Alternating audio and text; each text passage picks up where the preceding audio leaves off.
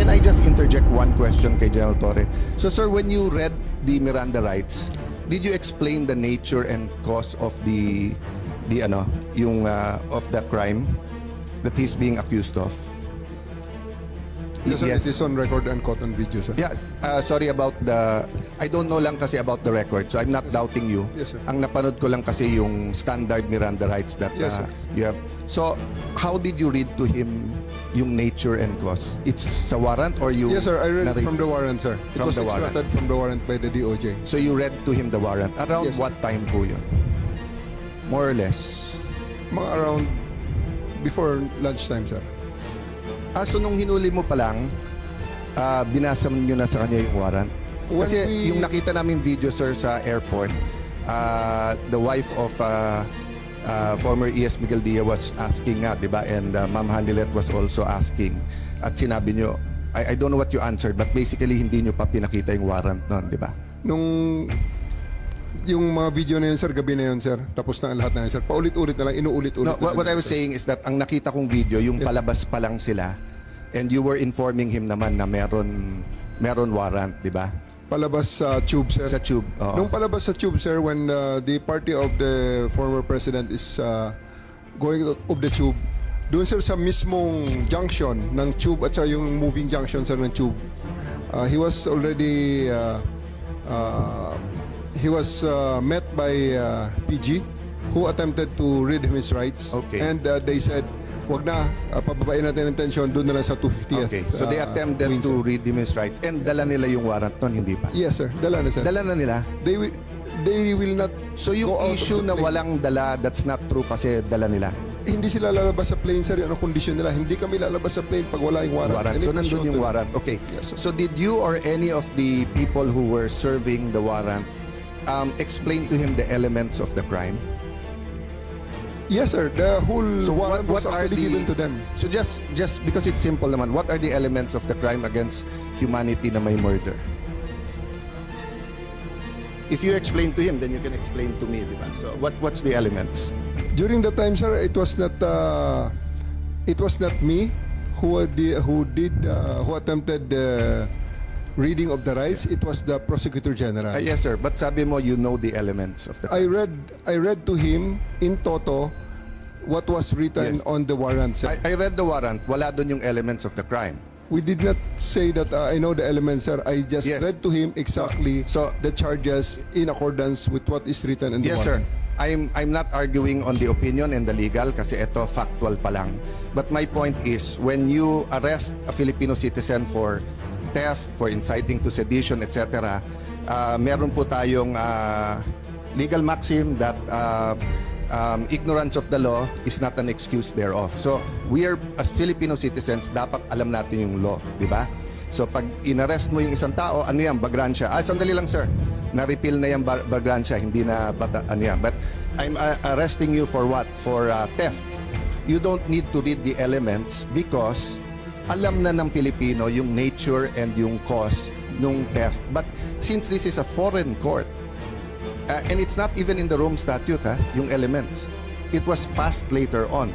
So ang point ko, was the accused, in this case former president, aware of what he was being accused of? So I'll stop there, sir. Factual lang naman, and I take your answer that it was the warrant was there, it was read to him, and there are different... I won't go to them now. I'm just making the point that even if you serve the warrant, kung hindi niya alam at hindi alam ng lawyer niya, how do you expect him to run to court to get legal remedy? So, going back, Attorney Alexis, sir, so is the ability to seek legal remedy part of due process? Meaning, if you deny me, if you're accusing me of something, my warrant of arrest, and you don't allow me to go to Philippine courts, is that denying you due process?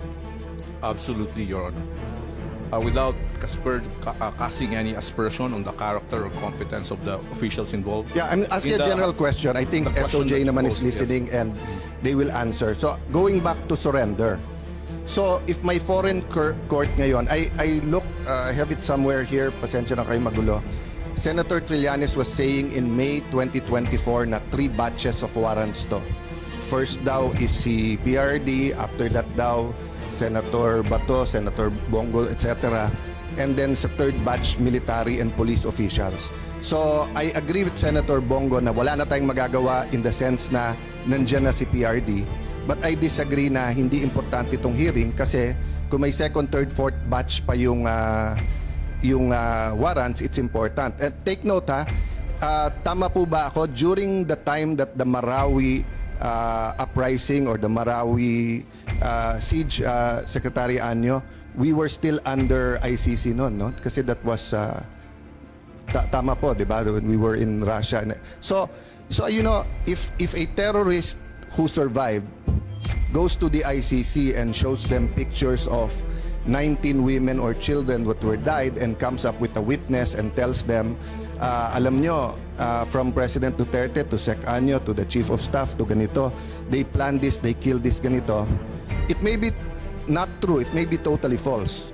So if the ICC issues a warrant here, I want to make sure that every officer of the AFP has his day in court before they're sent to Hague.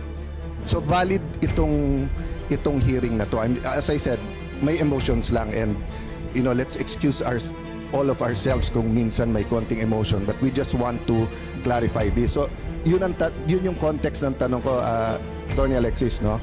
So kung halimbawa may warrant for whatever for Juan de la Cruz, kinuha siya based on that warrant, pero hindi siya binigyan ng enough time or enough opportunity before a Philippine judge,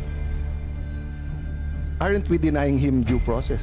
Because pagdating dun sa foreign court, as SOJ said correctly, and I agree with him, iba language, iba procedure, and everything. So isn't a Filipino citizen, doesn't he have the right under the Constitution to be judged first by Philippine law before he's brought out to a foreign country or to an international tribunal to face what their interpretation of the law is? If I may answer, Yes. Your Honor, if you look at the consistent policy of the Constitution, when there is a deprivation of liberty, the consistent policy of the Constitution is to involve the judiciary. The exclusion, complete exclusion of the judiciary in the deprivation of liberty of any citizen is anathema to the principles of the Constitution. And you can see that in the different provisions of the Constitution. You can see that in the requirements for the warrant of arrest, due process, liberty of abode, criminal proceeding, criminal due process, even in the period when the privilege of the writ of habeas corpus is suspended, the Constitution mandates the government to file charges against the person. So Last two always, sorry to interrupt. Constitution. Yeah. Last two questions or three, then opportunity for SOJ. No? So, yung pong nagugulat ako kasi even those who claim to be human rights activists, pinopost nila to sa Facebook. Again, hindi ko nila lahat.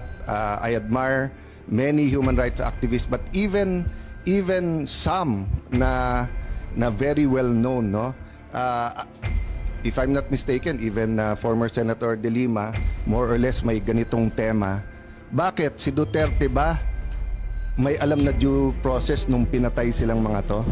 'Di ba? Bakit siya ngayon humihingi ng due process? So my next question is due process only for the innocent, only for the saints, or even first of all, President Duterte is presumed innocent. But assuming 5 times na convicted drug lord, rapist, torturer, etc., nahuli ng PNP, under our Constitution, dapat ba may due process pa rin siya? yes, Your Honor, if you look at the text of the Constitution, there are no names that are excluded from its application. So even if a person, whether he's a private citizen or government, is accused of not giving due process, that's the beauty of the Constitution, di ba?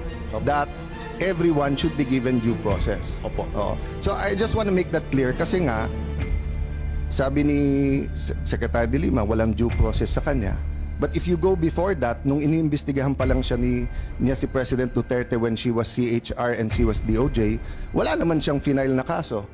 So sabi naman ni President Duterte nung mayor pa lang siya, wala akong due process, sinasabi na niya na guilty ako.